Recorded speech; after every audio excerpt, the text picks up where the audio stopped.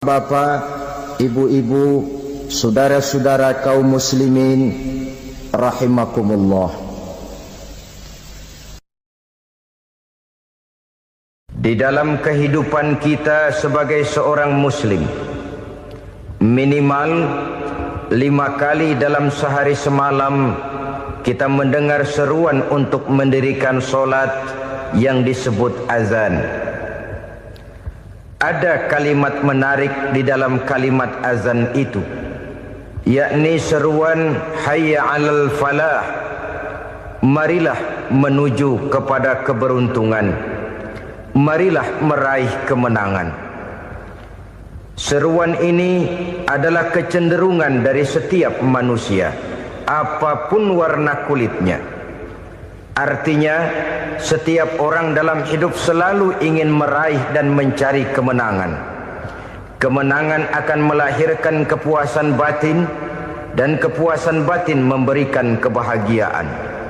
Sedangkan kekalahan melahirkan penderitaan batin, dan penderitaan batin menjerumuskan seseorang di dalam berbagai bentuk kerugian. Jikalau inilah seruan azan, maka masalahnya ialah apa yang menyebabkan kita meraih kemenangan. Al-Quranul Karim memberikan tuntunan dan ajaran kepada kita bahwa orang-orang yang memperoleh kemenangan itu tidak lain adalah orang-orang yang bertakwa.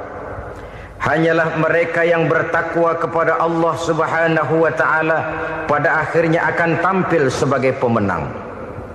Lalu siapa orang yang bertakwa itu? Dijelaskan dalam awal-awal Al-Baqarah, orang yang bertakwa yang akan meraih kemenangan. Pertama, allazina yu'minuna bil ghaib, yaitu orang-orang yang beriman kepada yang gaib. Percaya bahwa ada alam yang gaib, alam yang abstrak, alam yang tidak bisa dijangkau oleh salah satu daripada panca indera kita. Mereka percaya dan beriman kepada adanya malaikat, beriman kepada adanya iblis dan jin, beriman kepada adanya alam kubur, beriman kepada adanya alam mahsyar, beriman kepada adanya alam akhirat, beriman kepada adanya surga dan neraka. Beriman bukan cuma sekedar beriman dalam ucapan bibir saja, tetapi beriman yang nilai iman itu mampu mewarnai gerak dan gaya hidupnya. Iman yang meresap sampai ke tulang sumsum, kemudian memberikan dampak positif di dalam kehidupan manusia. Alam, kita tahu, adalah sesuatu yang selain Allah, dan Allah bukanlah alam. Apapun namanya selain daripada Allah, itu adalah alam. Alam pada hakikatnya terbagi menjadi dua. Ada alam syahadah, alam nyata, alam konkret, alam yang bisa dijangkau oleh salah satu indera kita. Kemudian ada alam ghaib, alam yang tidak bisa dijangkau oleh panca indera kita, alam metafisika, alam abstrak, alam yang wajib kita imani keberadaannya. Kita percaya bahwa malaikat itu ada. Kita percaya kepada jin, bahwa jin itu ada. Kita percaya kepada adanya iblis dan setan. Bukan percaya kepada iblis dan setannya, percaya bahwa iblis dan setan itu ada. Itu termasuk salah satu daripada sifat orang yang bertakwa kepada Allah. Saudara-saudara kaum muslimin rahimakumullah, kecenderungan pembangunan yang lebih bersifat materialistis biasanya menggeser aspek kehidupan rohani. Orang berpikir empiri, dan dalam pola pikir yang demikian, maka alam gaib tidak lagi mendapat perhatian. Aspek kehidupan yang bersifat rohaniah malah mulai ditinggalkan. Akibatnya terjadilah kepincangan di dalam kehidupan kita. Pernah ada satu pengalaman pribadi dalam perjalanan kembali ke tanah air. Dalam pesawat di sebelah kanan saya duduklah seorang Jerman, namanya Heiner Simonsen. Iseng saya ajak kenalan, saya ajak ngobrol, saya tanya dia. Saya bilang, Mas Heiner ini, kalau pesawat yang kita tumpangi ini jatuh ke bawah, kira-kira apa yang bakal terjadi, Mas? Dia bilang, kita semua akan mati. Begitu? Iya. Oke. Apa itu mati? Tanya saya. Dia bilang, untuk tahu apa itu mati, kita harus tahu lebih dahulu apa itu hidup. Saya pikir nih bule bisa ngomong juga. Baiklah kata saya. Apa hidup menurut Anda itu? Oh, hidup itu dia bilang, kalau seluruh anggota badan kita bekerja secara normal, paru-paru memompa darah secara normal, jantung berdetak secara normal, sel-sel tubuh bekerja secara fit, dan organisme tubuh hanya mau bekerja secara normal, dia bilang, kalau kita memberi makan yang cukup, menu yang teratur, dan gizi yang lengkap. Saya bilang, kesimpulannya apa, Ner? Dia jawab, hidup adalah dari tangan ke mulut. Life is from the hand to the mouth, kata dia. Hidup adalah dari tangan ke mulut. Jadi masalah hidup tidak lebih daripada masalah isi perut. Orang pergi pagi, pulang sore, peras keringat, banting tulang, perut yang dibelain. Saya bilang, you are wrong. Sampean salah, Ner. Kamu orang Islam bukan? Bukan. Pantas. Kenapa saya salah? Dia bilang. Ya jelas salah. Salahnya di mana? Kamu ini manusia. Kalau hidup cuma dari tangan ke mulut, saya bilang, kambing di kampung saya juga begitu pikirannya, Ner. Itu kambing di kampung saya, asal perutnya kenyang, sudah hidup dia. Perkara besok bagaimana, lusa prospeknya macam mana, bulan depan ada apa, kambing nggak pernah mikir. Di kampung saya kambing juga pikirannya begitu. Kamu Kristen ya? Tadinya. Loh kok tadinya, lalu apa sekarang kamu ini? Dia bilang, sekarang saya netral. Saya tidak beragama, tapi saya percaya kepada Tuhan sebagai pencipta alam. Saya ingat benar dia bilang, I haven't any religious, but I believe to God as the creator of the world. Kenapa bisa netral begitu, Ner? Habis saya bingung katanya. Islam bilang Islam baik, Kristen bilang Kristen baik, Hindu Buddha bilang Hindu Buddha baik, semua agama baik. Saya netral sekalian, nggak beragama. Yang penting saya percaya kepada Tuhan. Saya bilang, Ner, kamu ini kayak orang mau beli celana, lalu bingung. Yang satu bilang Levi's bagus, yang satu bilang Blue Jean hebat, yang satu bilang Wool England hebat. Celana ini hebat, celana itu bagus, celana ini hebat. Semua celana bagus, kamu bingung. Akhirnya netral, tidak pakai celana. Itu juga salah. Saya pikir-pikir, kemudian saya melihat bahwa dua pola berpikir Heiner ini nampaknya sudah mulai menggejala di lingkungan masyarakat bangsa kita. Disadari atau tidak, secara jujur kita harus berkata, dua pola pemikiran Heiner ini mulai berkembang di tengah masyarakat bangsa kita. Pertama, pola pikir materialisme. Hidup adalah dari tangan ke mulut. Masalah hidup tidak lebih masalah isi perut. Itu yang perlu dibela, dan disitulah arti kehidupan. Pergi pagi, pulang sore, peras keringat, banting tulang untuk mempertahankan perut. Kalau sudah kemari cara orang berpikir, maka buat apa percaya kepada yang gaib? Untuk apa sholat? Untuk apa puasa? Untuk apa zakat? Untuk apa menghadiri majelis taklim? Tanpa kepercayaan kepada yang gaib, hidup berjalan menurut alur empiris dan materialis. Kalau sudah ke sana cara orang berpikir, biasanya orang lalu cenderung menghalalkan segala cara. Hanyalah orang yang percaya bahwa akhirat ada, hanyalah orang yang percaya bahwa alam kubur itu ada, hanyalah orang yang percaya bahwa malaikat itu ada, hidupnya akan lebih terarah dan terkendali. Karena kepercayaan kepada yang gaib, yang merupakan fase daripada kehidupan setelah hidup yang sekarang ini, mewarnai gerak pribadi seseorang di dalam dia melakukan kegiatan hidupnya. Pola berpikir materialisme, disadari atau tidak, mulai menggejala di lingkungan masyarakat bangsa kita. Hidup tidak lebih dari urusan tangan ke mulut, mulut ke tangan, tangan ke mulut. Asal perut sudah kenyang, hiduplah sudah. Perkara bagaimana prospek hari yang akan datang, bagaimana akhirat, tidak jadi persoalan. Ini yang oleh Nabi diperingatkan, ad-dunya sijnul mu'min wa jannatul kafir. Dunia adalah penjara bagi orang beriman dan surga bagi orang kafir. Dulu di zaman Belanda hadis ini pernah disalah tafsirkan, disalah artikan, digunakan sebagai senjata untuk mengkebiri dan membuat impoten umat Islam. Sudahlah umat Islam gak usah macam-macam, kata Belanda. Dunia ini kan penjara buat orang Islam, surga buat orang kafir. Di penjara jangan bertingkah.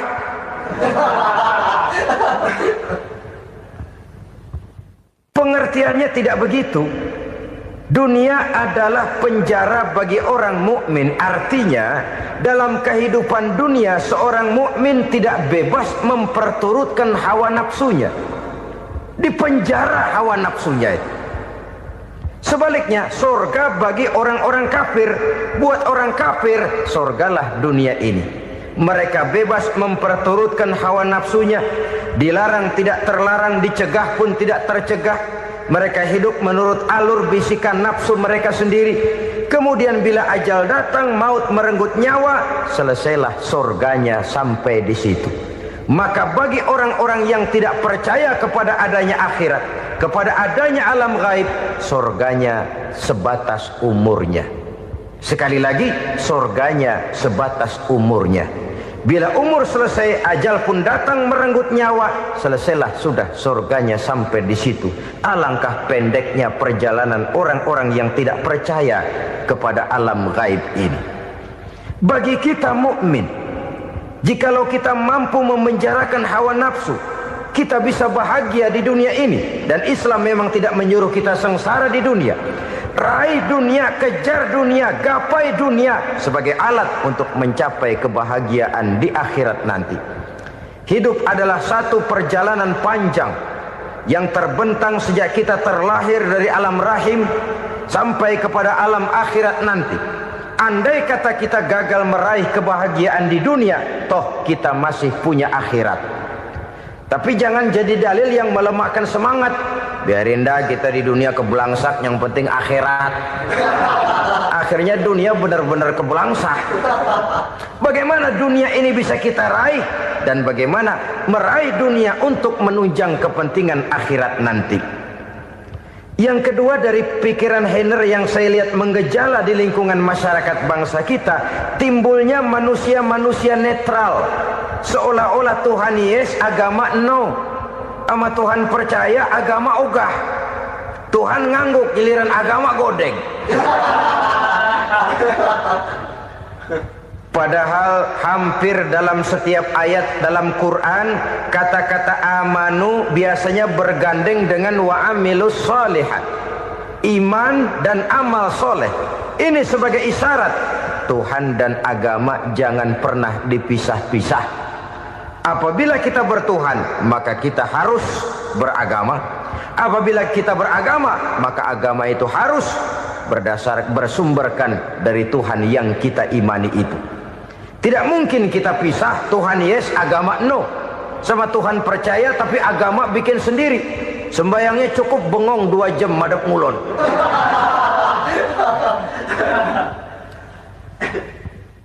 Saudara-saudara kaum muslimin rahimakumullah.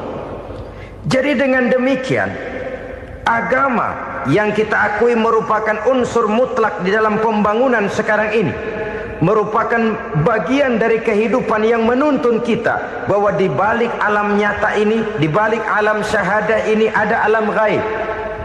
Dan mudabbir, murabbi yang mengatur, yang menguasai, yang memelihara, baik dia alam nyata, baik dia alam gaib, tidak lain adalah Allah Subhanahu wa ta'ala.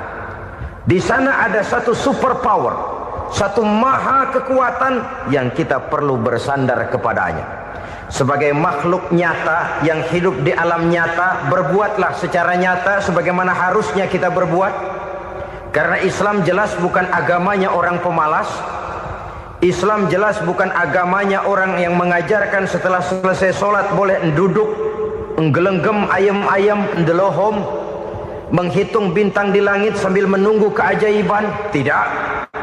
Islam adalah agama yang mengajarkan apabila sholat sudah selesai kamu kerjakan, bertebaranlah di permukaan bumi, cari karunia Tuhanmu. Jangan hidup berpangku tangan menunggu keajaiban, karena hidup bukan undian. Jangan berharap untung besar tanpa mau peras keringat. Tapi di sebalik itu toh kita juga harus yakin bahwa di sisi usaha nyata yang kita lakukan ada satu super power, satu maha kekuatan gaib yang menentukan berhasil dan tidaknya usaha kita. Kepercayaan kepada hal semacam inilah yang mendorong kita untuk mempunyai sandaran vertikal, agar jikalau usaha ini berhasil, kita tidak lupa diri dan lupa daratan.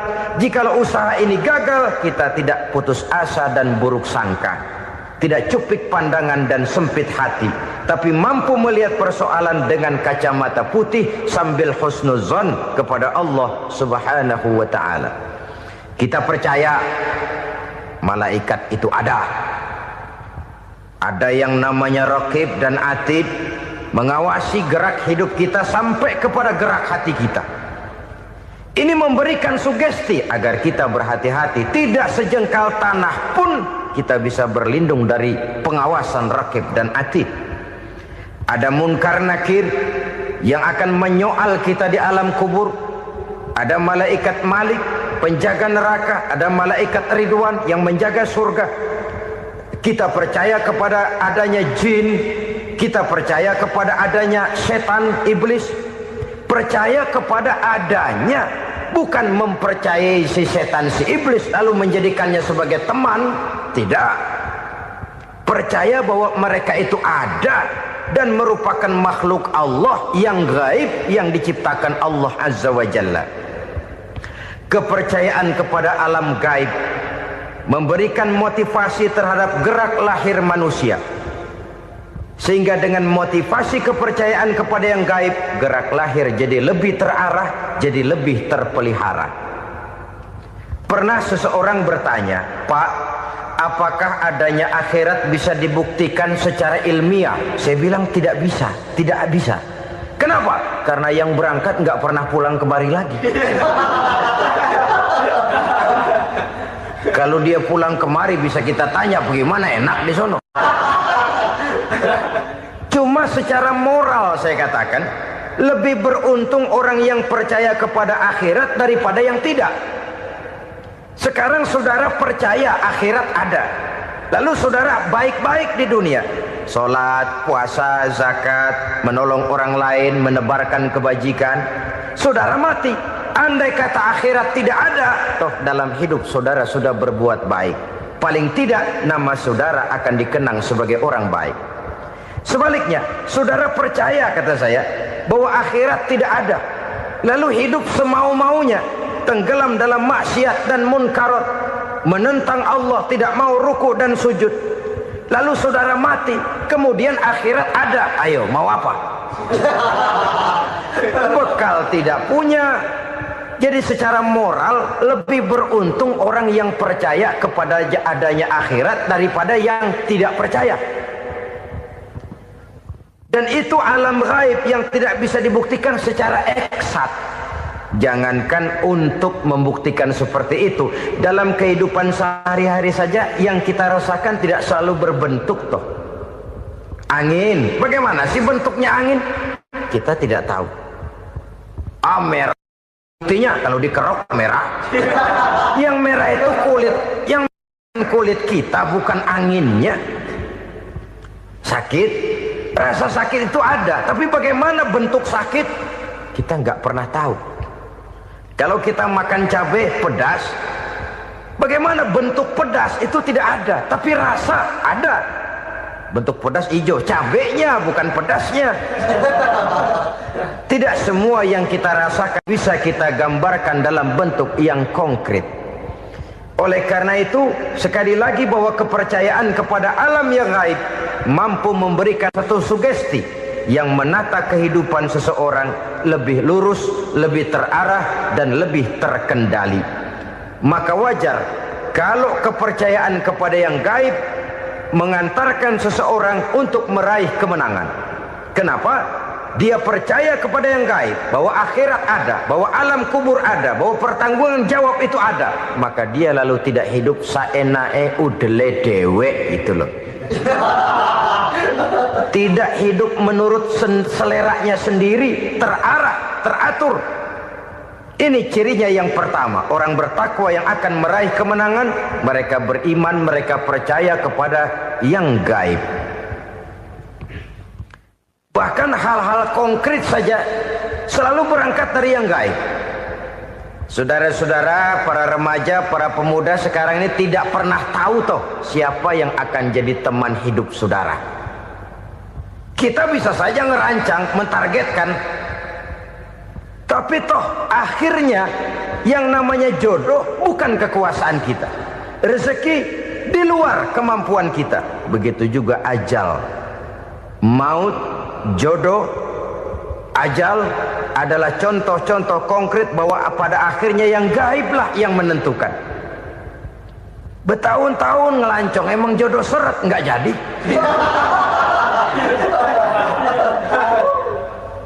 Begitu kenal baru setengah malam nginep ditangkap hansip kan. Hal-hal semacam itu kadang-kadang kita berpikir suuzon, gilet, perempuannya cakep banget, lakinya rebek amat. Memang begitulah jodohnya. Memang begitulah jodohnya.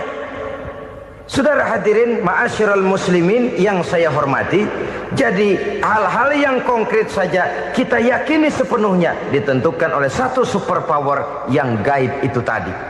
Dari sanalah segala ketentuan itu berangkat dan kesanalah segalanya akan kembali.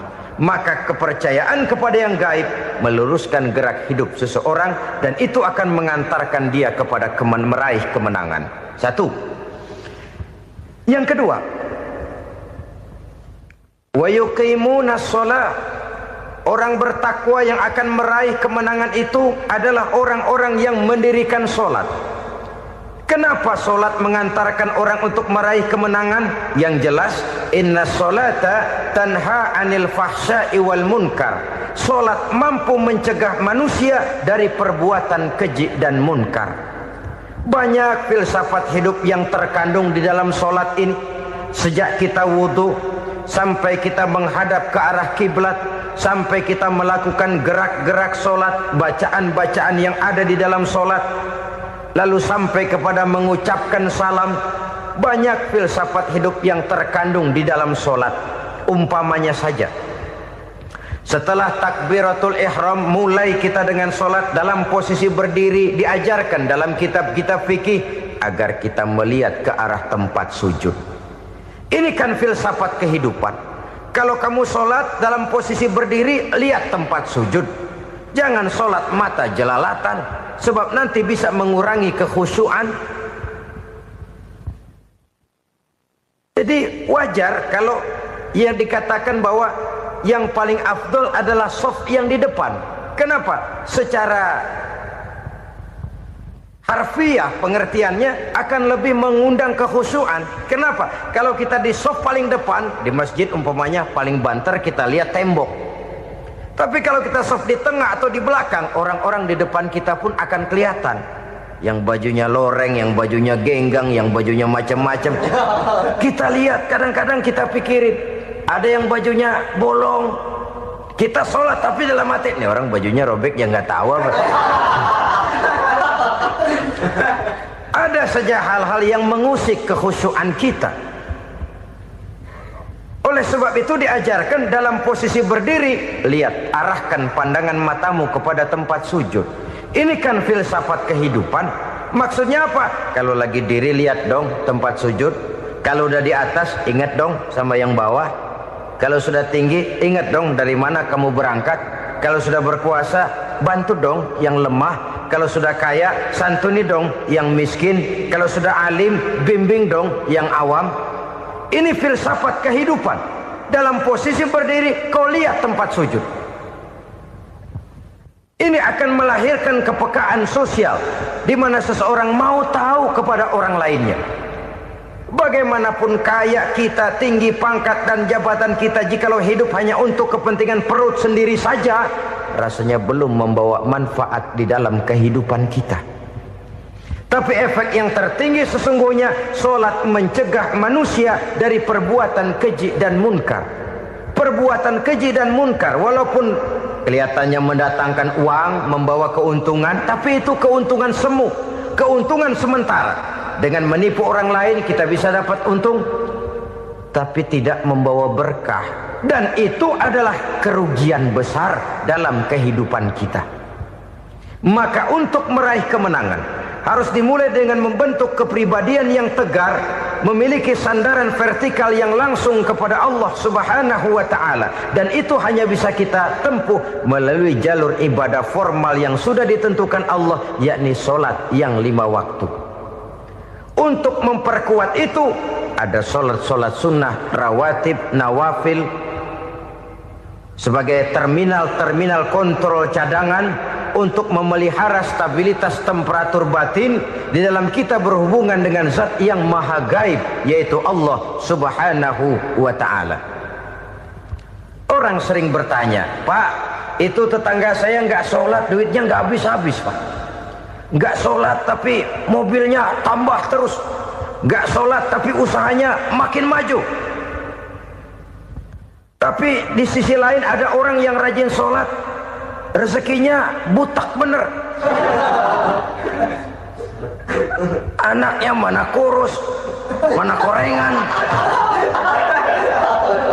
Saudara hadirin ma'asyiral muslimin rahimakumullah. Harus saya katakan bahwa solat memang bukan untuk cari duit. Solat adalah sandaran vertikal kita kepada Allah. Sedangkan soal rezeki itu berkaitan dengan sifat Allah maha pengasih dan maha penyayang. Allah maha pengasih, siapapun dikasih kalau mau usaha. Allah maha penyayang, tidak semua orang disayang oleh Allah Azza wa Jalla. Dan belum tentu banyak harta itu merupakan nikmat. Mungkin juga istidraj. Artinya istidraj itu dikasih tapi diambulin, kalau bahasa Betawinya itu. Dikasih tapi diambulin, itu bukan merupakan nikmat sesungguhnya, lebih merupakan azab dari Allah Subhanahu wa ta'ala.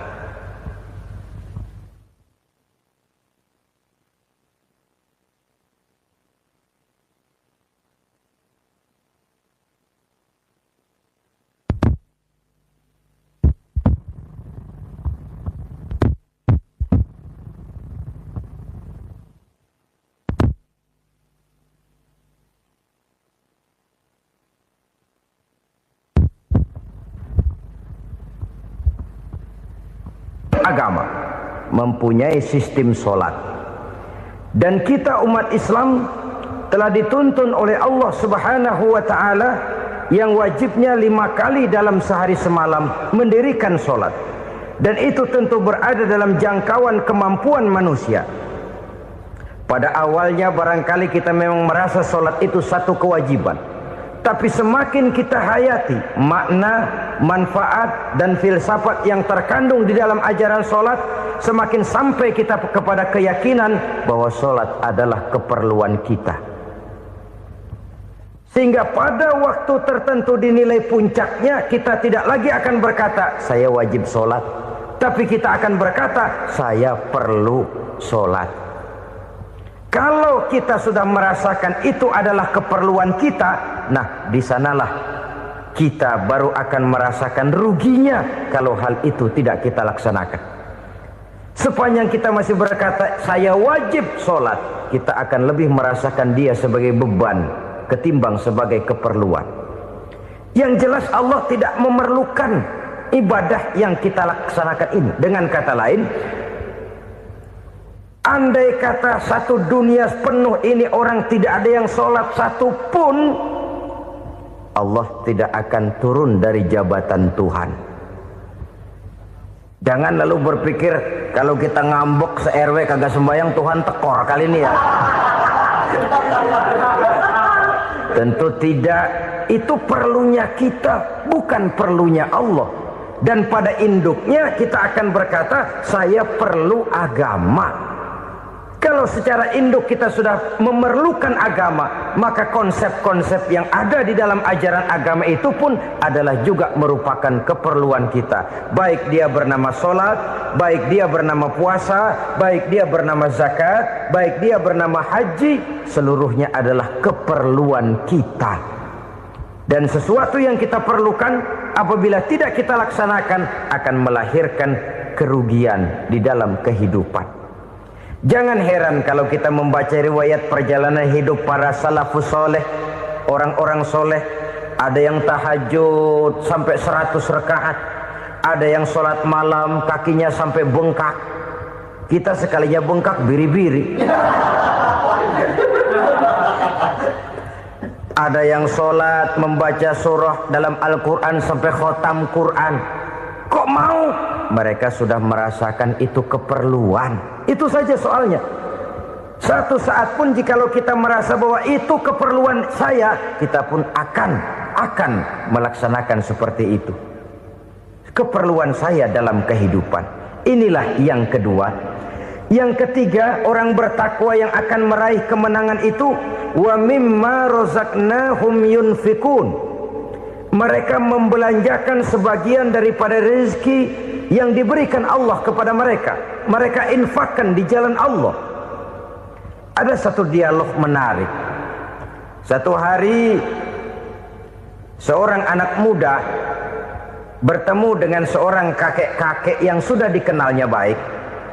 Bertanyalah anak muda ini, "Kek, umur kakek berapa tahun?" 15 tahun, kata si kakek. "Anak kakek berapa orang?" 1. "Harta kakek berapa banyak?" 15 juta. Si anak muda ini bengong. Lalu protes, "Kok kakek bohongin saya?" "Kenapa?" "Saya tahu umur kakek 70 tahun. Kenapa ngaku 15? Saya tahu anak kakek 5. Kenapa bilang 1? Saya tahu kakek miliuner, miliaran uang kakek. Kenapa ngaku cuma 15 juta? Begini, kata si kakek tadi. Benar, umur saya 70 tahun. Tapi dari umur yang 70 tahun itu baru 15 tahun terakhir ini saya merasakan ibadah kepada Allah. Meninggalkan maksiat, jauh dari segala macam munkarat. Maka yang 15 tahun inilah yang benar-benar saya rasakan sebagai umur saya. Benar anak saya 5, tapi yang 4 susah diatur. Cuman 1 rasanya nih yang bakal jadi si buah hati belahan jantung pelanjut cerita penerus sejarah. Cuma 1 ini yang saya harapkan, yang akan jadi anak soleh, yang akan membuat saya menerima pensiunan pahala. Kalau yang 4 apek dah, nggak ada harapan. Yang 1 nyekek botol melulu. Oh begitu, iya. Lalu kenapa kakek bilang harta kakek cuma 15 juta padahal saya tahu kakek uangnya miliaran, depositonya banyak? Ya karena 15 juta itulah yang saya ingat yang pernah saya belanjakan di jalan Allah. Saya merasa itulah harta saya yang sebenarnya. Yang miliaran yang saya simpan di bank kelak, kalau satu saat saya mati akan jadi rebutan di antara anak-anak saya. Iya kalau anak saya soleh kayak yang 1 ini. Kalau yang 4 tadi udah tulen dia bakal berantem dah berebut tuh. Jadi 15 juta yang saya belanjakan di jalan Allah inilah yang saya merasakan benar-benar harta saya yang sesungguhnya. Dialog ini patut menjadi bahan renungan kita bersama. Diberikan kita umur 40, 50, 60, 70, 80. Berapa tahun dari umur yang diberikan itu yang jalan mulus, yang kita gunakan untuk melaksanakan ibadah? Banyak harta kita simpan di bank, di lemari, di dompet, di tas. Tapi berapa yang sudah kita depositokan di jalan Allah yang akan menemani kita di hari kita kembali nanti? Maka orang bertakwa yang akan meraih kemenangan, wa mimma razaqnahum yunfikun, mereka membelanjakan sebagian dari rezeki yang diberikan Allah di jalan Allah Subhanahu wa ta'ala. Ma'asyiral muslimin rahimakumullah. Zahirnya memang kita memberikan kepada orang lain, tapi hakikatnya kita menyimpan untuk diri kita sendiri. Kita memberikan kepada yatim piatu 25.000. Zahirnya kita memberikan si yatim, hakikatnya kan kita cuma nyimpan. Saya berikan, titip kepadamu, ini untuk saya di akhirat. Kau boleh belikan baju, kau boleh belikan untukmu makan, kau boleh bayarkan sekolahmu. Ini untuk saya. Hakikatnya kita nyumbang masjid 1 juta, zahirnya kita berikan kepada panitia masjid, tapi hakikatnya kan cuma titip 1 juta ya, untuk saya di alam kubur nanti. Silakan kau boleh belikan semen, ini uang, belikan besi, belikan pasir. Saya cuma sekedar titip untuk kepentingan saya. Hakikatnya kita cuma sekedar menitip. Sebagaimanapun pada hakikatnya, apapun yang kita miliki dalam kehidupan kan cuma sekedar hak guna pakai, bukan hak milik mutlak. Harta kita, rumah kita, kendaraan kita, kebun kita, pabrik kita, hak guna pakai saja. Hak milik mutlak cuma untuk Allah Subhanahu wa ta'ala. Saudara-saudara kaum muslimin rahimakumullah. Ini yang ketiga. Kemudian yang keempat, orang-orang bertakwa yang akan meraih kemenangan, allazina yu'minuna bima unzila ilaika, mereka yang beriman, mereka yang percaya kepada apa yang telah diturunkan kepadamu Muhammad, ay Al-Quran, yakni Al-Quranul Karim. Setelah percaya kepada yang gaib, mendirikan solat, kemudian menginfakkan sebagian dari rezeki yang diberikan Allah, mereka juga lalu percaya kepada yang diturunkan terhadap Nabi, yaitu tidak lain Al-Quranul Karim. Sekali lagi di sini, percaya bukan hanya sekedar percaya saja, tetapi percaya lalu menjadikan Al-Quran itu sebagai pedoman hidup.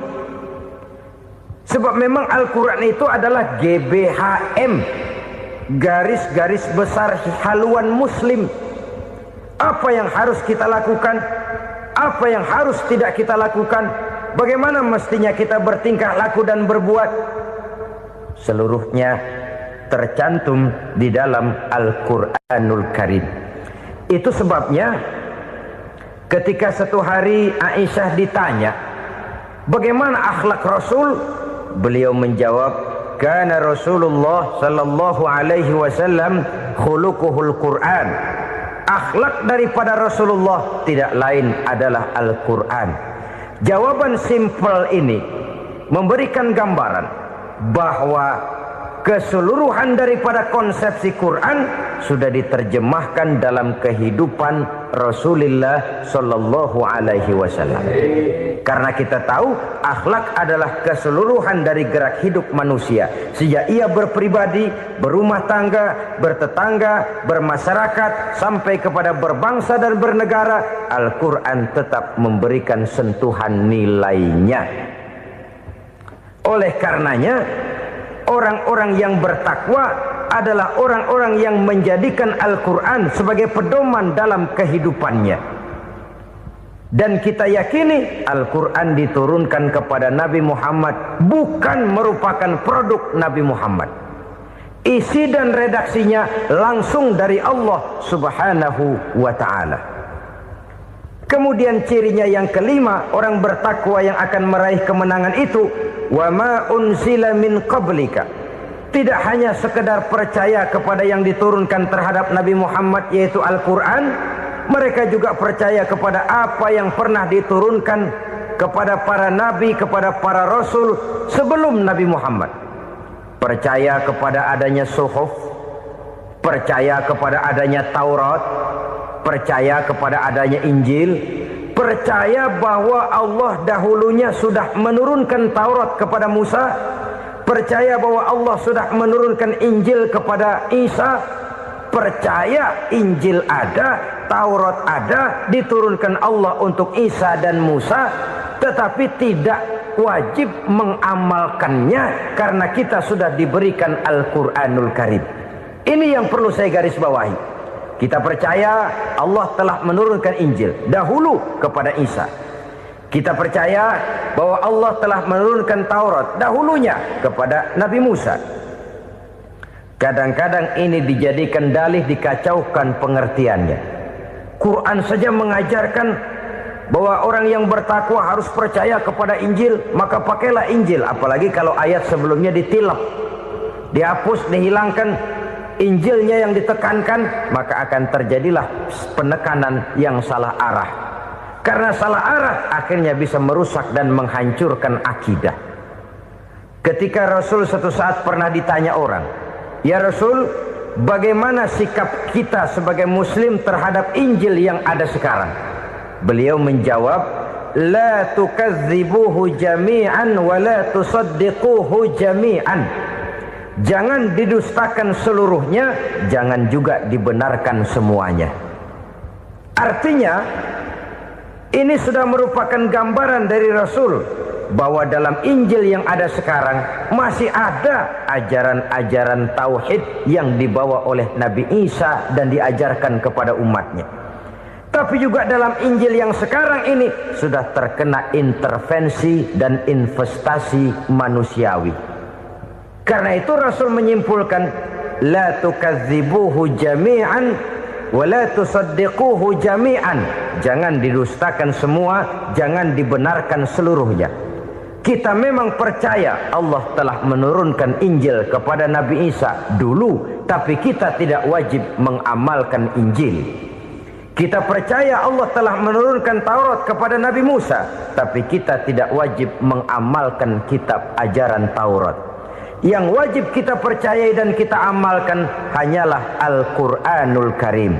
Kenapa? Oleh karena baik yang ada di dalam Taurat, baik yang ada di dalam Injil, tentu tercakup di dalam Al-Quran sebagai kitab terakhir yang diturunkan oleh Allah Subhanahu wa Ta'ala. Dan itu wajar.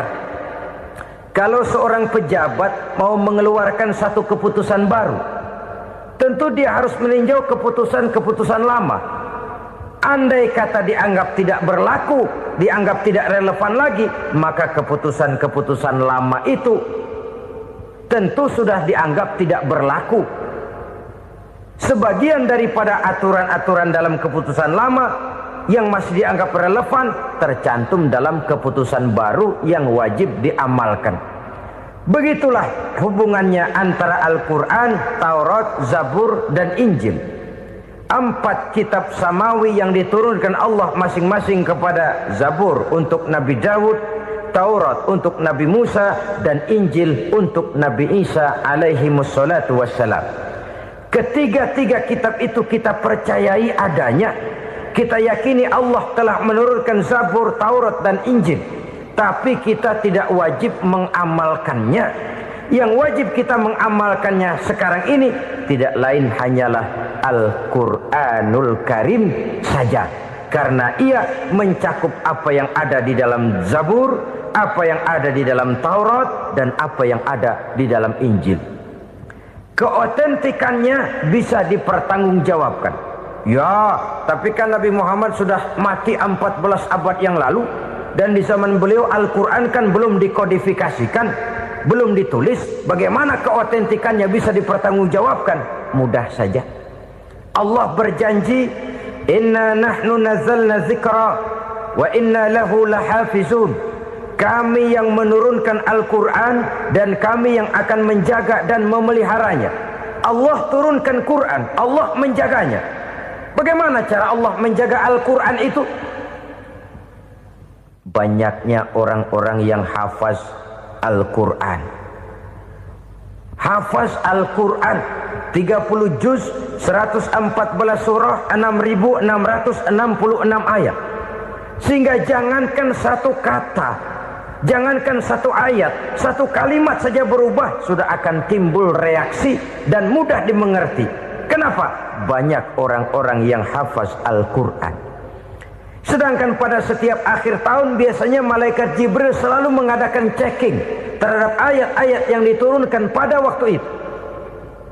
Di zaman Nabi sendiri sudah ada usaha kodifikasi. Dan yang lebih luar biasa lagi, sampai hari ini tidak seorang pun mampu membuat satu ayat saja semacam Al-Quran. Ke bahasa manapun dia diterjemahkan, naskah aslinya tetap ikut, rujukan dasarnya tetap ada.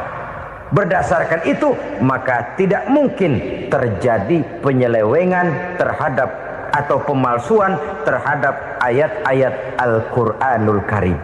Kesuciannya, keotentikannya, kemurniannya bisa dipertanggungjawabkan. Ma'asyiral muslimin rahimakumullah. Oleh karenanya, konsepsi dasar daripada ajaran Islam ini memang tidak lain adalah Al-Quran dan Sunnah. Isi daripada agama Islam yang merupakan iman, Islam dan ihsan, konsepsi dasarnya tidak lain adalah Al-Quran dan Sunnah Rasulullah Sallallahu Alaihi Wasallam. Maka yang kita perlukan sekarang ini adalah terjemahan Al-Quran di dalam kehidupan kita. Dengan demikian, maka gaya kehidupan yang lebih Qurani itulah yang kita dambakan. Kita perlu memang terjemahan Quran dalam bahasa Inggris, dalam bahasa Belanda, dalam bahasa Jepang, tapi yang lebih kita perlukan adalah terjemahan Quran di dalam kehidupan kita. Konsekuen, tidak memanipulasi, ringan sama kita jinjing, berat sama kita pikul. Jangan kalau lempengan ayat Quran tuh kira-kira enak diamalin, keras teriakan kita.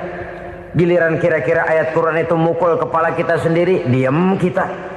Itu ciri yang pernah disindir Allah dalam awal-awal Baqarah juga. Ciri beragamanya orang yang munafik. Kullama adha'a lahum masyawfih, kata Allah. Wa iza azlama alaihim qamu. Apabila terang mereka jalan, apabila gelap mereka berhenti. Artinya, kalau kira-kira di Islam nguntungin, rame-rame pada teriak Islam. Tapi ketika diminta untuk berjuang, ketika dituntut untuk berkorban, rame-rame mengundurkan diri. Nasib agama tidak ubahnya seperti daun pisang yang dikait orang di tepi jalan lantaran tak berpayung di ketika hari hujan. Manakala hujan usailah sudah, daun itu pun dicampakkan di tepi jalan, diinjak pula orang nan lalu. Artinya, orang menjadikan agama cuma sebagai lipstick, decoration only, tidak konsekuen. Hanya pada saat-saat kelihatannya Islam membawa keuntungan, rame-rame orang teriak-teriak tentang Islam. Tapi jikalau diminta berjuang, jikalau dituntut untuk berkorban, biasanya rame-rame juga mengundurkan diri. Jangan heran kalau mayoritas hitungan kita, tapi minoritas peranan kita. Kuantitas kita dalam jumlah, tapi dalam kualitas kita lebih sering jadi penonton daripada jadi pemain. Padahal itu sangat tidak boleh terjadi. Umat Islam di Indonesia harus bangkit. Umat Islam di Indonesia harus sadar akan keberadaannya. Tidak boleh hanya jadi penonton berpangku tangan. Karena memang agama kita juga mengajarkan untuk konsekuen di dalam menjabarkan ajaran-ajaran daripada agama kita. Kita sering jatuh menjadi umat yang lemah oleh karena kita ini tidak pandai menggalang kebersamaan yang diakibatkan tidak konsekuennya kita.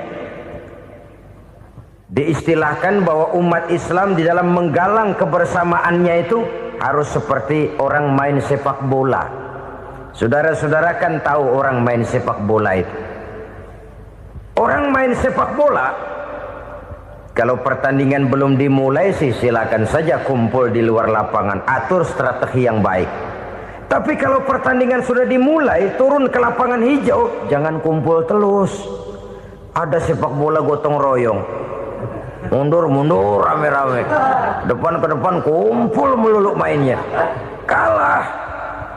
Orang main sepak bola itu ya harus ada penyerang tengah, harus ada penjaga gawang, harus ada strikernya, harus ada kiri luarnya, kanan dalamnya yang jadi backnya.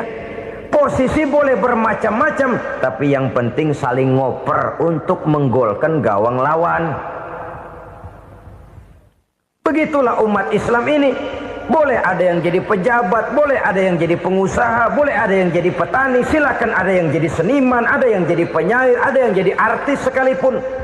Tapi kalau sudah berhasil menguasai bola, jangan lupa operannya. Operan itu yang langka. Kita ini muslim kadang-kadang kalau sudah memegang menguasai bola, kalau belum mau mampus, belum mau ngoper. Nanti kalau sudah nggak punya bola, baru mau ngoper. Kalau sudah dengar-dengar mau dekat pensiun, baru mau jihad, baru mau berjuang, baru mau ngurus pesantren. Tanda tangan sudah tidak laku, memo sudah tidak dihargai, baru mau berjuang. Kemarin kemana mas? Kita tidak pandai memanfaatkan posisi. Dengan kata lain, kalau kembali kepada persoalan kita, konsekuensi kita terhadap agama yang kita anut ini belum ideal. Kita masih lebih sering berislam ini pada saat-saat yang menurut perhitungan kita membawa keuntungan. Tapi kalau diminta berjuang, dituntut berkorban, yang itu pun hakikatnya adalah untuk kepentingan kita juga. Allah tidak pernah menuntut kita untuk jihad bagi kepentingan Allah, itu tidak. Berjuang menegakkan agama Allah, apakah untuk kepentingan Allah? Tidak. Untuk kepentingan kita. Sebab nilai-nilai jihad itu pada akhirnya akan membawa kita kepada suatu kebahagiaan. Setidaknya kalau tidak di dunia, tentu di akhirat sebagai syahid. Oleh karena itu, pada bagian akhir ini saya ingin mengajak, marilah kita konsekuen. Sekali kita berkitabkan Al-Quranul Karim, mari dia kita jadikan pedoman. Jangan cuma kita jadikan sebagai penghias dinding, pelengkap rumah, bahwa di rumah kita ada Al-Quran, tapi yang baca kecoa. Habis pada bolong tuh Quran. Yang penting kan punya Quran. Ditaruh di pintu rumah. Biar apa? Biar kuntilanak kagak masuk katanya. Ya apa itu nasib Quran, cuma kerjanya jaga pintu, ngusir kuntilanak, ngusir memedi. Bagaimana kita hidup menurut tuntunan Al-Quran? Kadang-kadang tidak pernah menjadi masalah bagi kita. Maka bagaimanakah Al-Quran akan mungkin membawa keberkahan dalam hidup kalau ajarannya kita injak-injak dalam keseharian kita?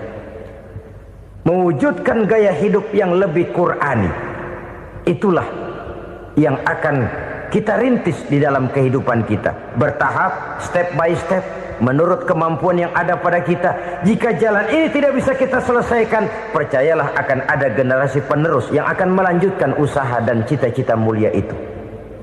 Jadi percaya kepada Taurat, percaya kepada Injil, sekadar percaya Allah dahulunya sudah menurunkan itu, tapi kita tidak wajib mengamalkannya. Kenapa? Generasi Injil masa berlakunya sudah kedaluarsa. Taurat masa berlakunya sudah kedaluarsa. Injil pernah berlaku untuk orang Nasrani di zaman Nabi Isa. Taurat pernah berlaku untuk orang Yahudi di zaman Nabi Musa. Setelah generasinya berlalu, datang Rasul penutup yang membawa Al-Quranul Karim. Maka Al-Quran itulah yang berlaku menjadi pedoman sampai hari akhir nanti. Jangan jauh dari Al-Quran, karena apabila ini kita lakukan, maka kita akan kembali kepada satu gaya hidup yang jauh dari tuntunan agama, dan itu artinya kita akan semakin jauh untuk meraih kemenangan. Saudara-saudara kaum muslimin rahimakumullah. Yang keenam, yang terakhir, orang-orang bertakwa yang akan meraih kemenangan itu wabil akhirati hum yuqinun. Mereka percaya, mereka yakin seyakin-yakinnya akan adanya hari akhir, di mana seseorang akan mempertanggungjawabkan seluruh perbuatannya di dalam hidup ini. Dan tidak ada satu perbuatan yang bagaimana kecilnya sekalipun yang tersembunyi dalam pandangan manusia yang tidak akan dibukakan persoalannya di mahkamah Qadi Rabbul Jalil di akhirat nanti. Itulah sebabnya maka percaya kepada akhirat disebut secara khusus. Padahal di awal tadi sudah dijelaskan yu'minuna bil ghaib, percaya kepada alam gaib, dan alam gaib ini termasuk akhirat. Kenapa pada bagian akhir disebut lagi akhirat? Karena ternyata bahwa kepercayaan kepada adanya akhirat merupakan induk dari kepercayaan terhadap adanya malaikat, setan, jin dan lain sebagainya, dan akan lebih memberikan sugesti dalam kehidupan manusia untuk meluruskan gerak hidupnya. Jikalau satu saat tergerak hati akan berbuat kejahatan, ingin mencuri, sadarlah, awas ada akhirat.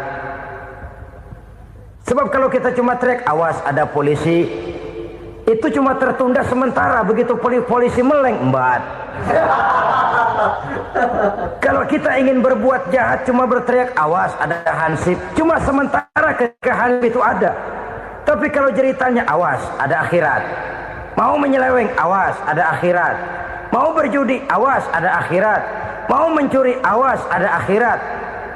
Keyakinan yang akan meluruskan gerak hidup manusia sehingga gerak itu jadi lebih terarah dan terkontrol, tidak merugikan baik diri sendiri, lebih-lebih orang lain. Ternyata bahwa kepercayaan kepadanya adanya hari akhirat sanggup menjadi sumber daya kontrol dari kehidupan manusia, sehingga ia tidak terjebak dalam perbuatan maksiat dan munkarat.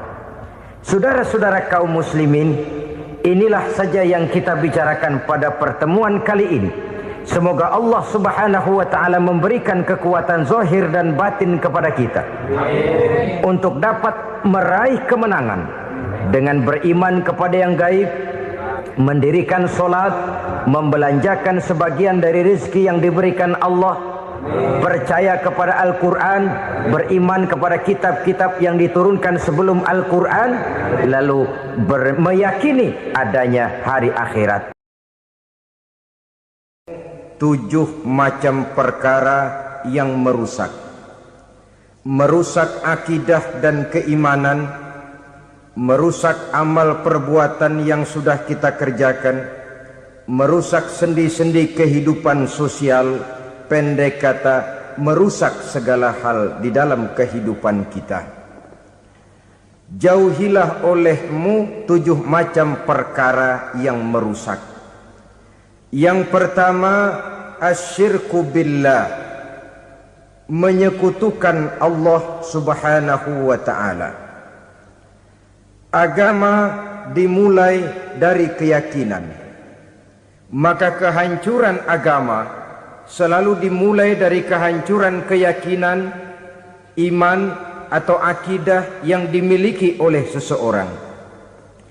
Dan untuk menghancurkan nilai-nilai iman yang kita miliki ini, orang rasanya tidak akan menghantam kita dengan peluru kendali. Orang tidak akan mengirimkan nuklir ke sini. Orang tidak juga akan mengirimkan satuan militernya ke sini. Untuk menghancurkan nilai-nilai iman, dibanjiri kita dengan paham-paham yang merusak dan mendangkalkan akidah. Baik ia bernama materialisme, baik ia bernama sekularisme, baik ia bernama banjirnya maksiat dan munkarat, baik ia bernama banjirnya peradaban dan kebudayaan yang menghancurkan moral daripada anak-anak kita, sedikit demi sedikit melenturkan dan melunturkan nilai-nilai keimanan kita, untuk kemudian pada waktunya nilai iman itu akan bertukar dan berganti menjadi nilai syirik kepada Allah subhanahu wa ta'ala. Atau pada sisi lain, menjadikan yang selain Allah sebagai tujuan akhir daripada kehidupan kita. Sedangkan kita sama-sama maklum bahwa di dalam pandangan agama Islam, dosa yang tidak berampun, dosa yang terbesar, termasuk dalam kategori bapak moyangnya dosa, tidak lain adalah syirik, yakni menyekutukan Allah subhanahu wa ta'ala. Pola penghancuran iman ini memang berstrategi. Ditawarkan kita kepada paham materialisme, paham kebendaan, di mana otak menempati urutan sebagai ranking pertama, Tuhan jatuh pada urutan kedua. Lalu menyusul kepada paham sekularisme, Allah dipisahkan dari seluruh kegiatan hidup ini, untuk pada gilirannya menjadikan yang selain Allah sebagai tujuan akhir daripada seluruh kegiatan hidup kita. Oleh karenanya, kewajiban menjaga nilai-nilai iman ini merupakan kewajiban yang mulia tetapi berat, tidak hanya untuk kita, tetapi juga bagaimana mewariskannya kepada anak-anak kita, generasi yang akan datang. Orang-orang tua bijaksana yang diceritakan di dalam Al-Quran, kalau sudah berpikir tentang anak-anaknya, pertanyaan yang paling mereka risaukan ialah, ma ta'buduna min ba'di. Anakku, kalau pada satu saat aku, ayahmu sudah tidak ada lagi di dunia ini, meninggalkan kamu semua, ma ta'buduna min ba'di, apa yang akan kamu sembah nak? Jikalau sekarang ayahmu masih mau ke masjid, masih mau melakukan rukuk dan sujud, masih beribadah menyembah Allah Subhanahu wa ta'ala, kalau orang tuamu sudah tidak ada, ma ta'buduna min ba'di, masihkah engkau mau datang ke masjid? Masihkah engkau mau rukuk dan sujud? Masihkah engkau mau menyembah Allah Subhanahu wa ta'ala? Pertanyaan ini yang dipikirkan oleh Nabi Yakub kepada putra-putranya. Pertanyaan ini yang diteruskan oleh Nabi Ibrahim kepada anak-anaknya. Pertanyaan ini yang diwariskan oleh generasi ulama'us salafus saleh kepada para generasi berikutnya. Bagaimana kita generasi sekarang? Kita orang-orang tua sekarang bukan berfikir ma ta'buduna min ba'di, malah yang kita fikirkan ma ta'kuluna min ba'di. Kalau bapak tidak ada nanti kamu makan apa nak? Perkara kamu nyembah apa, urusan nomor 18. Yang penting kamu nanti hidup bisa makan nak. Maka kita sibuk mewariskan harta kepada anak-anak kita. Kita sibuk mewariskan kebun dan tanah kepada anak-anak kita. Kita sibuk mewariskan pabrik kepada anak-anak kita, sementara kita lupa mewariskan intan yang paling mahal, mewariskan mutiara yang paling berharga, yaitu nilai iman kepada Allah Subhanahu wa ta'ala. Alangkah baiknya apabila warisan harta, warisan tanah dan kebun, warisan rumah dan pabrik didasari lebih dahulu dengan mewariskan nilai iman kepada Allah Subhanahu wa ta'ala. Sebagai orang-orang tua, kita boleh bersedih kalau anak kita tidak mengerti komputer. Kita boleh bersedih kalau anak kita tidak mengerti matematika. Kita boleh bersedih kalau anak kita tidak mengerti bahasa Inggris. Tapi sewajarnya lebih bersedihlah kita orang tua jikalau mempunyai anak yang tidak kenal Allah sebagai Tuhannya, yang kemudian tidak mau rukuk dan sujud kepada Allah Tuhannya. Itulah kemalangan yang paling malang bila kita meninggalkan generasi yang tidak bertauhid kepada Allah Subhanahu wa ta'ala. Betapapun anak kita tidak ngerti komputer, saudara, paling-paling kerugiannya cuma kerugian dunia. Masuk dia ke alam barzakh, munkar nakir tidak akan sempat tanya kau belajar komputer apa tidak. Kumpul dia di padang mahsyar, malaikat juga tidak akan tanya matematikamu nilainya berapa. Yang ditanya, kau kenal Allah, kau rukuk dan sujud kepadanya, kau pernah datang ke masjid. Oleh karena itu sekali lagi, menjaga nilai iman tidak hanya untuk kita, tetapi juga mewariskannya kepada anak-anak kita, generasi yang akan datang. Sungguh kemalangan yang paling besar apabila kita meninggalkan anak-anak kita, mereka kita tinggalkan lemah ekonominya, itu tidak baik. Mereka kita tinggalkan lemah otaknya, itu pun akan membuat mereka tertinggal oleh yang lain. Tapi yang paling celaka, jikalau kita tinggalkan mereka dalam kondisi lemah imannya, rapuh akidahnya, tidak baik dan tidak betul keyakinan hidupnya.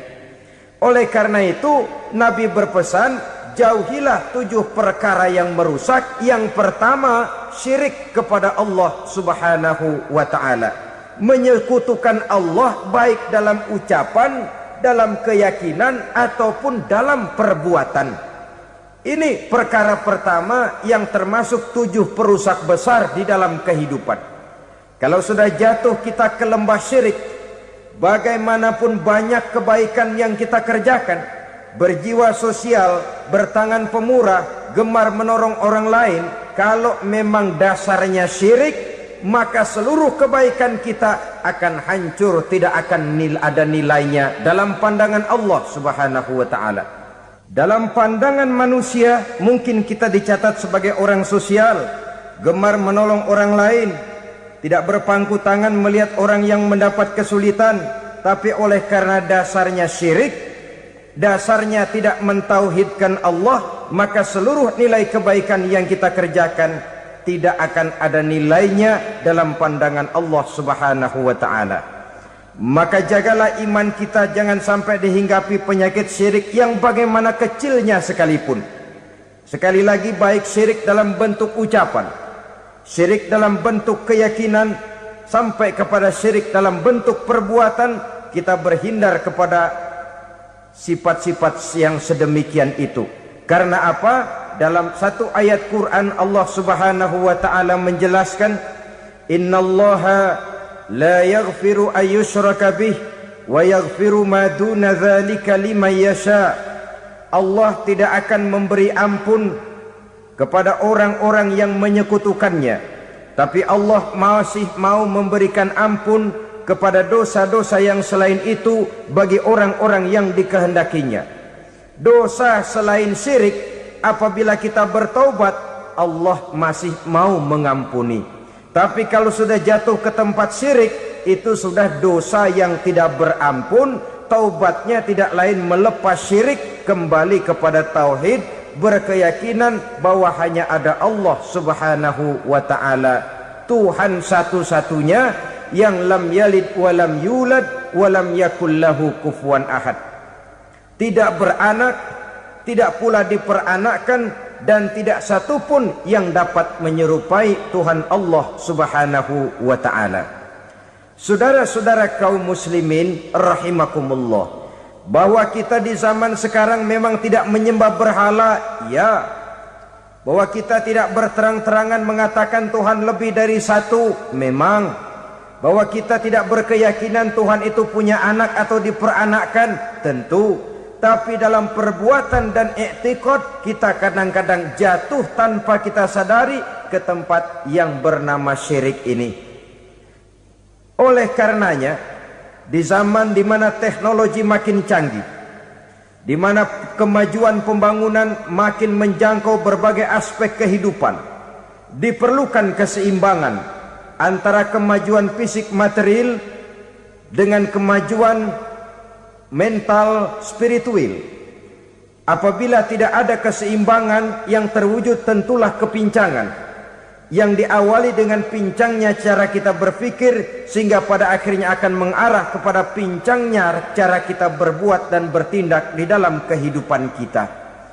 Oleh karena itu Nabi berpesan, jauhilah sifat syirik, karena syirik merupakan dosa yang teramat besar. Ini sifat merusak yang pertama. Yang kedua, kata Nabi, wasihra, jauhilah sihir. Sihir ini juga termasuk perkara yang merusak kehidupan. Kita semua sama-sama maklum bahwa sihir sebenarnya bukan persoalan baru. Sejak sebelum datang Islam, sihir itu sudah ada. Di zaman Yunani kuno, sihir ada. Di zaman Mesir kuno, di zaman Cina kuno, dan yang lain-lain yang serba kuno, sihir itu sudah ada.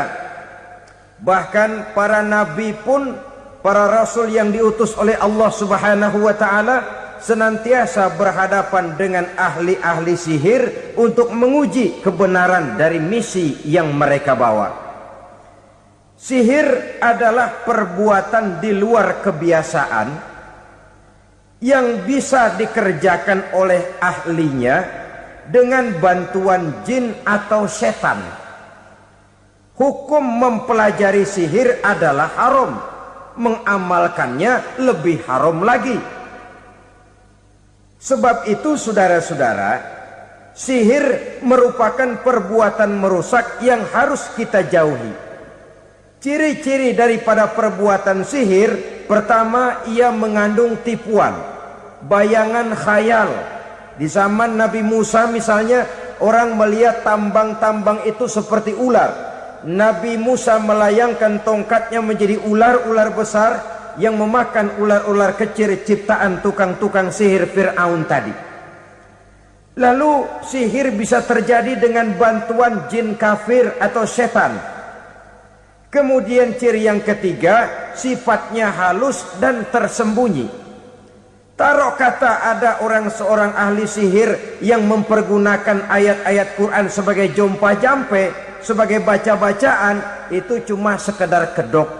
Tujuannya tidak lain menjadikan agama sebagai ketok untuk membenarkan cara yang dimurkai oleh Allah Subhanahu wa ta'ala.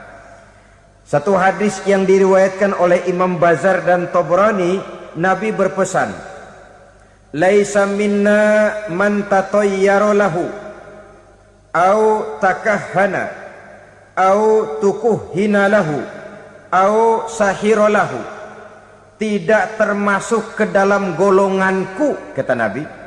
Tidak termasuk umatku. Siapa mereka? Man tatayyara lahu, orang yang bertatoyur. Apa tatoyur itu? Dari kalimat toyaro, artinya terbang. Toir biasa diartikan dengan burung. Tatoyaro percaya kepada suara-suara burung. Man tatayyara lahu, mempercayai, meyakini dengan benar-benar kepada suara beburungan. Kan suka ada itu, nah bunyi burung tuh, maling liwat. Maling liwat. Burung bunyi, maling liwat. Itu termasuk tatayyara lahu, percaya kepada suara burung.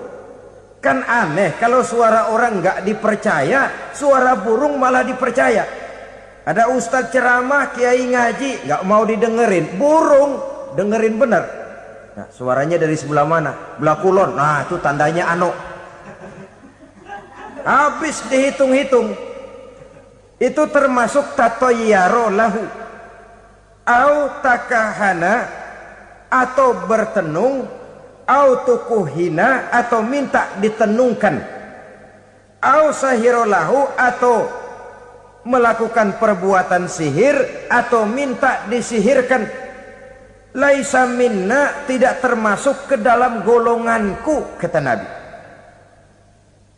Sehingga dengan demikian saudara-saudara, menghadapi sihir dengan sihir sekalipun termasuk perbuatan yang tidak diajarkan oleh agama. Kita kan mempelajari sihir untuk jaga diri, tidak apa-apa. Yang dilarang mengamalkannya, dilarang juga mempelajarinya. Sebab orang kalau sudah mengetahui, biasanya lalu terangsang untuk mencoba. Kalau percobaannya berhasil, biasanya terangsang untuk coba lagi dan coba lagi. Pada akhirnya ketagihan, lalu beralih menjadi profesi, apalagi itu nanti bisa mendatangkan hasil uang.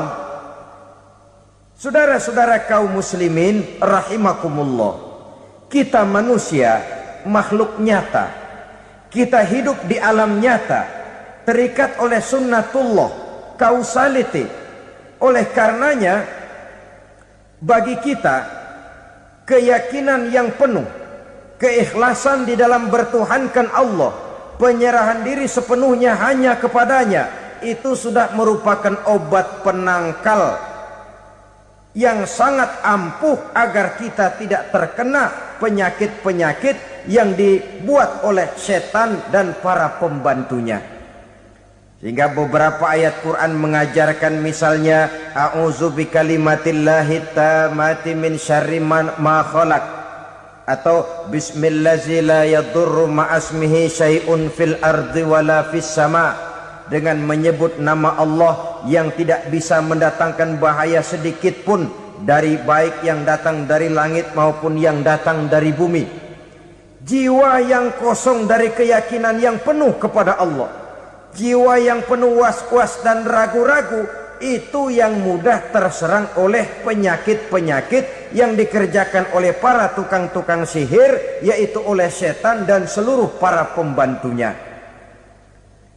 Kemudian hadis kedua yang diriwayatkan oleh Imam Ibnu Hibban, Nabi bersabda, la yadkhulul jannata mudminu khamrin wala mu'minu bisihrin wala qati'u rahmin. Tidak masuk surga. Ini Nabi yang bilang, tidak masuk surga. Siapa itu? Pertama, mudminu khamrin, orang yang berkekalan dalam mabuk. Selalu mudminun itu sudah menjadi perbuatan rutinnya, tidak kapok-kapoknya, teler seumur hidup. Mudminu khamrin, tidak masuk surga orang yang selalu bermabuk-mabukan. Yang kedua, wala mu'minu bisihrin, orang mukmin tapi main sihir. Ini juga oleh Nabi diperingatkan, tidak akan masuk surga orang mukmin tapi suka main sihir. Wala qati'u rahmin, dan tidak juga orang yang memutuskan silaturahmi.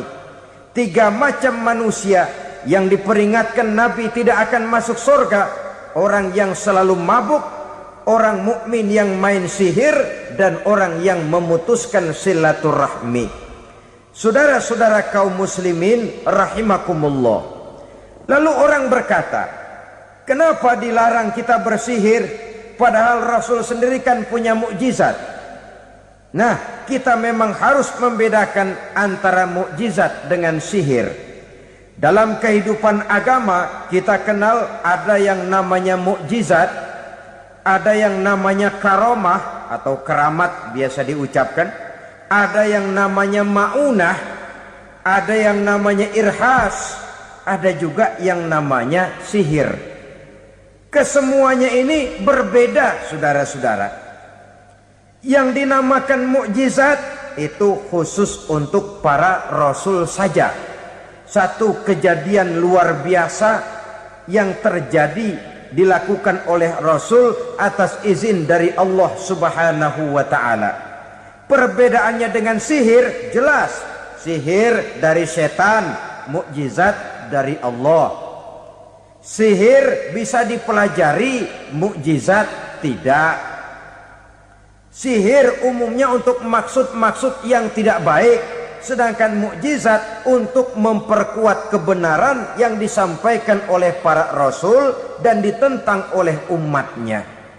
Bahkan kafir Quraisy dahulu menganggap orang-orang ahli sihir itu berada dalam satu posisi yang hina, sehingga mereka mengatakan dan menuduh Nabi Muhammad sebagai tukang sihir. Tuduhan sebagai tukang sihir adalah tuduhan yang sangat aib dan hina.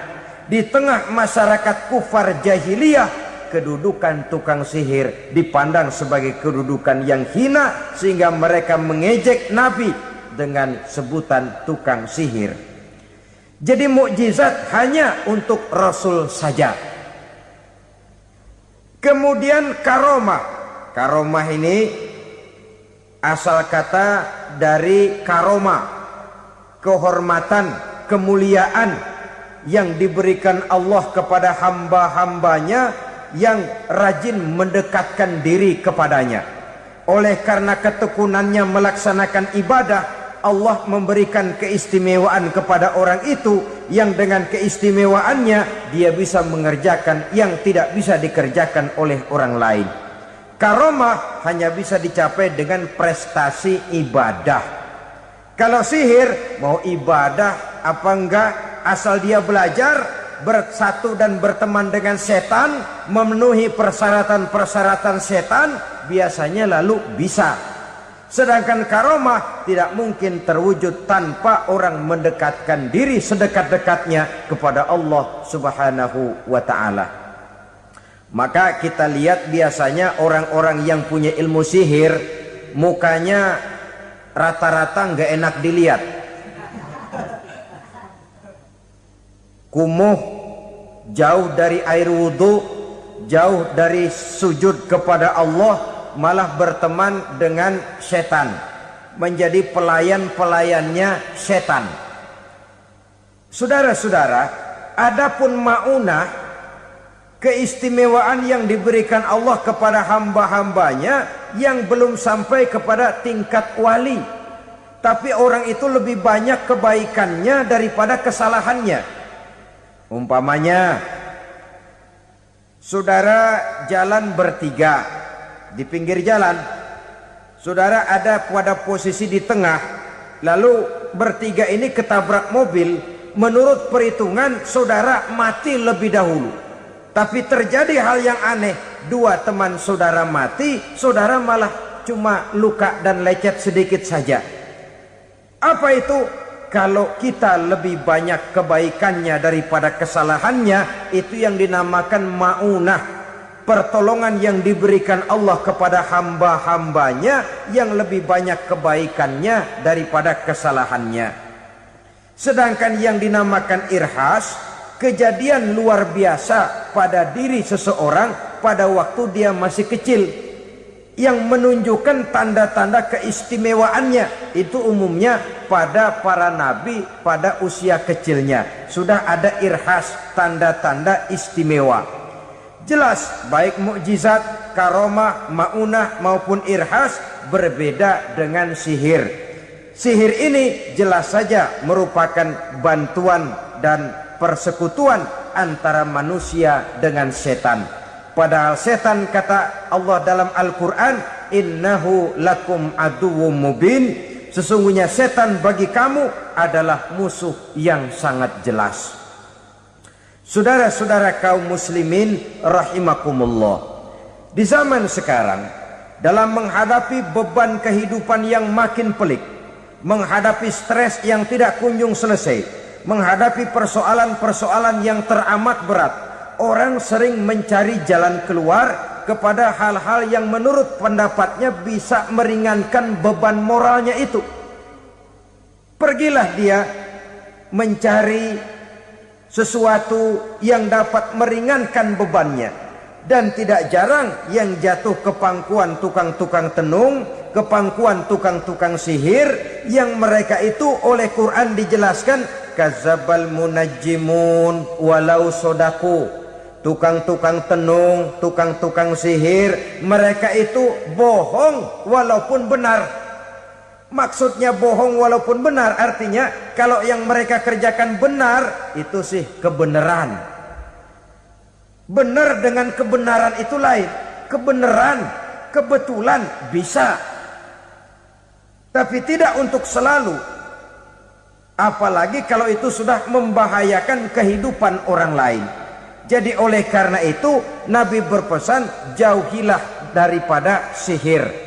Kalau sudah jauhilah dari sihir, artinya ya jauhilah daripada mempelajarinya, jauhilah daripada bergaul dengan orang-orang yang ahli di bidang itu, karena dari pergaulan segalanya bisa menular. Baiklah saudara, ini yang kedua.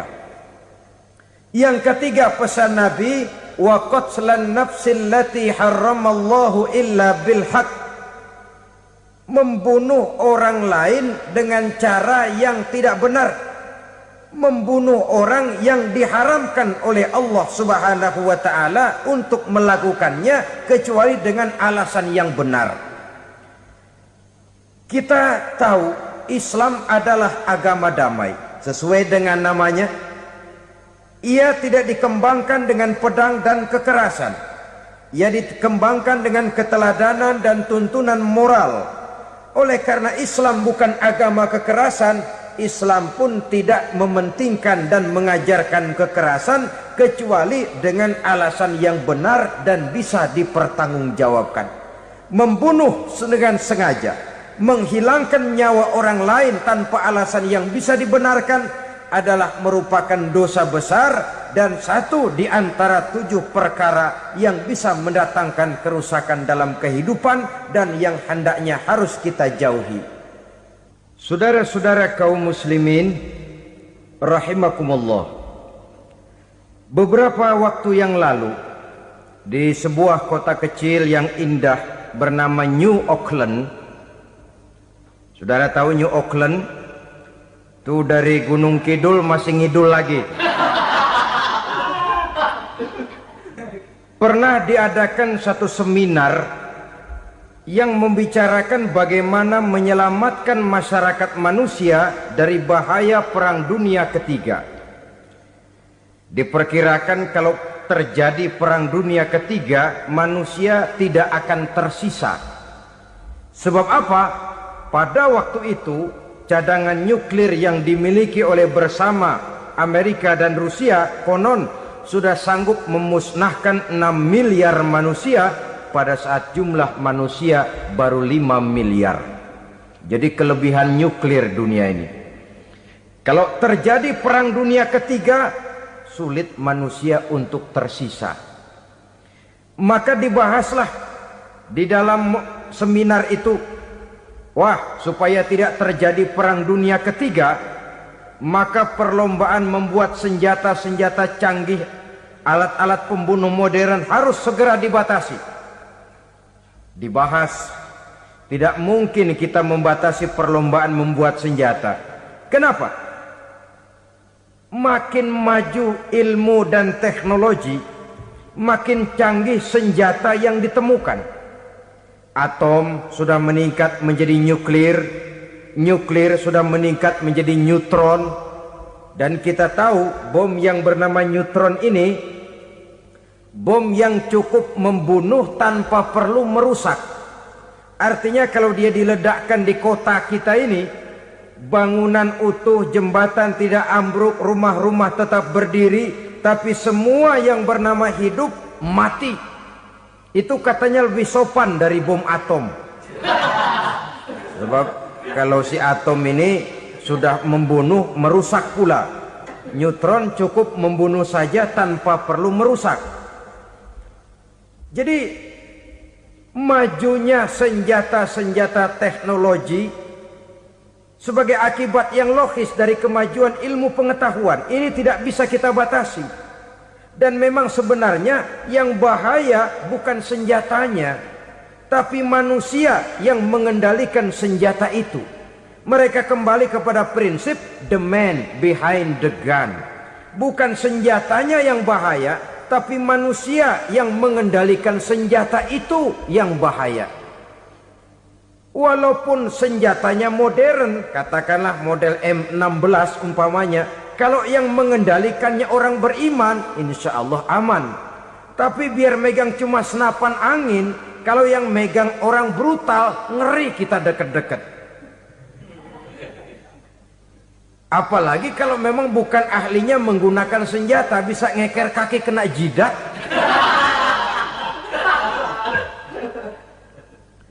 Mereka kembali kepada prinsip lama yang tetap baru, bukan senjatanya yang harus dibatasi, manusia yang mengendalikan senjata itu yang perlu dibicarakan. Nah, kalau begitu agar manusia tidak mempergunakan senjata sewenang-wenang, apa yang harus kita lakukan? Ya, manusianya harus bermoral. Ya, tapi moral yang mana? Di dunia ini banyak ajaran tentang moral. Itu pun mudah saja. Di sini kan kita undang saja ahli dari berbagai agama untuk membicarakan konsep perdamaian menurut agamanya masing-masing. Baik, setuju itu, setuju. Maka tampillah para ahli agama, mereka kembali kepada prinsip moral daripada konsep yang terkandung di dalam ajaran agama untuk menegakkan perdamaian.